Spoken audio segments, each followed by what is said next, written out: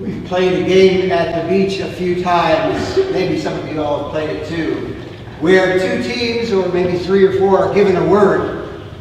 And then each team has to come up with a line of a song that has that word in it.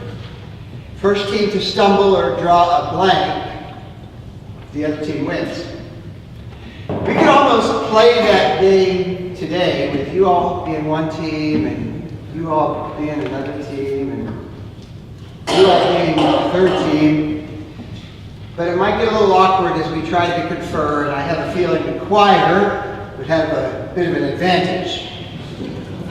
Having said that, just think of all the possibilities, if you will, of song titles that include the word love. We could begin with the church hymn genre. Love divine, all love's excelling. Oh, love that will not let me go. I love to tell the story. Lots and lots of hymns to choose from. Then we could move to what might be called vintage love songs. Love makes the world go round. Love is a many splendored thing. I love you, a bushel and a peck. Oldies from the 50s are good. Love me tender. To know him is to love him. The Beatles could be a category themselves, right? She loves you. Love me do. All you need is love. Motown, when a man loves a woman, my endless love, somebody to love. And all those songs that the new couple goes through when they're making up their wedding reception playlist. What song would be on your playlist of favorite love songs? There are a lot to choose from, aren't there? And when we go from titles of songs to cliches, love makes a strong appearance as well. Love means never having to say you're sorry. If you love someone, let them go, like a butterfly. It's better to have loved and lost than never to have loved at all. I had an ethics professor in seminary whose name was Dr. Dickinson. He was from New England and was very austere and professional and ethical. And I remember very well when Jane and I decided to be married and announced our engagement at the chapel service there at seminary during the Joys and Concerns time. After the service, Dr. Dickinson walked up to me and shared these words of wisdom on the subject of love. He looked at me in his very ethical way. Rick, remember this. Love that lasts is less about standing face to face, gazing into each other's eyes, and more about standing side by side, gazing out at the world together. Okay, fair enough. But sometimes it's about gazing into each other's eyes, right? Anyway, there is so much poetry, so much wisdom, so many greeting card sentiments out there that give us their spin on love. So much material about love that sometimes these words that Peter just read for us just get added to the list, the love list. More flowery talk about love. If I speak in the tongues of mortals and of angels and have not love. I've had couples who have come to me for premarital counseling and planning of the service. And when we get around to selecting the reading for the service, sometimes these words from Paul to the church in Corinth get vetoed by one of the persons or the other in the couple. They're just too often used.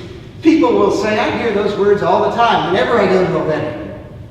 Even though many of those people may not have ever heard much else from the Bible. 1 Corinthians 13 is there. There is a familiarity with these words, isn't there? Maybe an over-familiarity. Maybe there is a sense in which these words suffer from overuse, like the mushy, sentimental greetings on greeting cards. Love is patient, love is kind, blah, blah, blah. It happens. Which is too bad, because these words are really good, these words of Paul. Maybe some of you who are married made sure to have this scripture at your wedding. They're great words, right? But there is a bit of an irony in the fact that these words from the Apostle Paul, written to the church in Corinth 2,000 years ago, find themselves worked into so many modern wedding ceremonies. And the irony has something to do with the fact that in the Greek language, which would have been the original language of this text, Paul was raised Jewish, and he probably spoke Aramaic, but he wrote, like most did, in the common Greek used at the time. And in the Greek language, there are at least 3 very different words that all get translated in English as love. 3 words, 3 meanings, 3 kinds of love. Now, the church in Corinth was pretty good on 2 of those 3 meanings for the word love, but they really needed help on the 3rd, which is why Paul wrote these beautiful words to them. So, real quick, the first kind of love was the kind of love that was originally called eros. This, of course, is the love that most often shows up in songs, right? Eros. Money can't buy me eros. Crazy little thing called eros. Eros is a kind of love to be celebrated for sure. The love that arises out of our passion. The love that is sometimes expressed by saying we've fallen in love. Nothing wrong with eros. But eros is not the kind of love that the church in Corinth needed to be reminded of. They were okay with eros. In fact, with Corinth being a major crossroads between the East and the West, with lots of people passing through town, there were lots of nightlife, lots of Roman baths and the like, one could argue that the Corinthians had the whole eros thing down. Paul wasn't talking to his new Corinthian followers here about eros when he wrote these words. Even though these words get used now so often in the modern wedding, I think it's pretty safe to say that when Paul wrote them, he was not picturing the nervous couple standing face to face while these words were being read by that certain someone who just missed the cut to be a bridesmaid. 1 Corinthians 13 is not about eros. The second Greek word that now gets translated into the English word love is the word philia or philia. Filial love is brotherly love or sisterly love, the love shared by people who know each other well, the love of people we have a history with, if you will. This is the kind of love that my ethics professor might have had in mind when he gave me his advice about love. Love for the one we stand beside. There are some love songs about this love too, right? The Avett Brothers is a folk rock group, and they've written a beautiful song you should Google sometime called The Ballad of Love and Hate that speaks wonderfully about the kind of love we know in the community we call the family. The love of our own people. This is us kind of love. The love of people who share our story or have maybe known us ever since who knows when. Or maybe who have the same political views as we do. The love of our own kind. The love that sticks together. When we go have coffee at McDonald's with the guys every Friday, or when we make sure never to miss book club once a month, we're celebrating filial love. And this is very important. Having just recently emerged from not 1, not 2, but 3 memorial services, I'm here to say that filial love is a very good thing. It gets us through the tough times. But I do wonder if there might be a shadow side to filial love. Because filial love, if you will, is almost by definition clannish and closed. It's the love of our own blood, of our own kind, which is good, but even as it draws us together, filial love can draw lots of people outside of the circle. Where there is an us we feel strongly about, there is so often a them. These days we have lots of folks hanging out, mostly with people of their own kind, and I don't know that it's always a good thing. Filial love is strong, but this is also not the kind of love Paul was talking about in 1 Corinthians 13. Those folks in Corinth, they were good at the filial love thing as well. They were pretty good at it. The Jews in the church, they hung out with the other Jews. The Gentiles, they tended to hang out with the Gentiles. And they all seemed to enjoy being in their own groups. So it wasn't really filial love that Paul was talking about. It was more the third kind of love Paul was talking about when he wrote 1 Corinthians 13. The Greek word translated into the word love is the word agape, which for Paul was the highest form of love, and which means love for the other. Love for those we do not know. Love that welcomes strangers. Now, I don't imagine those couples who turn to the beautiful 1 Corinthians 13 at the time of their weddings are thinking much about agape when they want these words read. But this is the kind of love that the Corinthians needed to hear about. For Paul, eros and philia had kind of crowded out agape. The Jews and the Greeks were fighting with each other. The old-timers and the newcomers were getting on each other's nerves. The youth were skipping church and hanging out in the gathering. The millennials were texting during worship. The baby boomers whose hearing is beginning to fail talked all the way through the sermon.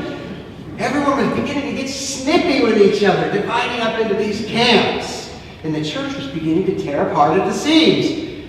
Plenty of eros, plenty of philia, but there just wasn't enough agape. The kind of love the Corinthians needed to hear about. And I would suggest that agape love that sees the stranger as the friend we haven't met yet, love that is curious before it is judgmental, is still the kind of love we need to hear about too.